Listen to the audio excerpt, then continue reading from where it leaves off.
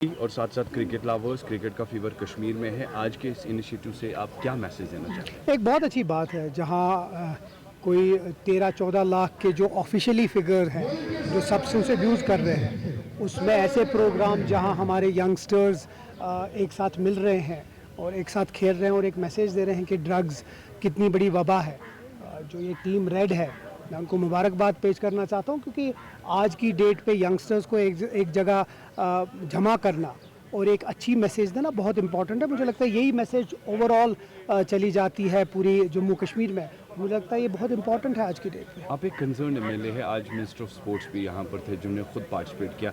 Any sort of major developments या कुछ amendments आने वाले टाइम में स्पोर्ट्स फील्ड को लेकर, इंफ्रास्ट्रक्चर को लेकर फ्रॉम योर गवर्नमेंट से? मुझे लगता है सतीश जी ने बहुत इंपॉर्टेंट प्रपोजल्स तो रखे हैं। उम्मीद करते हैं कि कुछ महीने में वो बाहर आ जाएंगे कि क्या क्या हमारा। मैं आपको बताऊंगा जैसे कैपेक्स में मैंने मैक्सिमम जो मेरे कंस्टिट्यूएंसी है उसमें एक मल्टीपर्पज़ वो जो जिसको हम कहते हैं इंडोर स्टेडियम्स रखवाए हैं, क्योंकि हमारे पास फंड्स हैं बट उसको अच्छा यूटिलाइज़ करना बड़ा इंपॉर्टेंट है। तो मेरे पास बहुत सारी जगह हैं जहां मैंने ये किया है कि वहां इंडोर स्टेडियम हो, इंडोर जिम हो, इंडोर पिकल बॉल हो, ये ऐसी चीज़ें करें। मेरा पूरी उम्मीद है कि कुछ दिन में जब फंड्स रिलीज़ हो जाएंगे तो उसमें हम कुछ कर सकते हैं। How do you see the response from the ministry of tourism and sports from the outside? क्योंकि कश्मीर में अभी नॉर्मलाइजेशन जो है उतनी नहीं है, धीरे धीरे बहाल सब हो रहा है, but positive vibe and the message is very important across for especially tourist and tourist lovers. I think we have send a lot of proposals. मैं आपको अपनी तरफ से भी बोलूँगा। अगर आपको याद होगा मैं यूनियन टूरिज्म मिनिस्टर से मिला, उसके बाद चीफ मिनिस्टर साहब ने भी उसको टेकअप किया।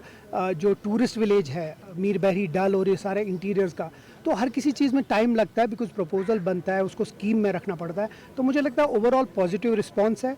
उम्मीद करते हैं कि जल्द से जल्द इस साल के अगले 1-2 महीने में मुझे लगता है बहुत बड़े बड़े प्रपोजल स्टार्ट हो जाने वाले हैं। सीएम साहब की एक बड़ी इंपॉर्टेंट मीटिंग गुलमर्ग में होने जा रही है, एजेंडा क्या रहेगा सर? हर किसी जगह, अगर आपको याद होगा जब उमर साहब पिछली बार भी चीफ मिनिस्टर थे, वो कैबिनेट मीटिंग हर जगह लिया करते थे।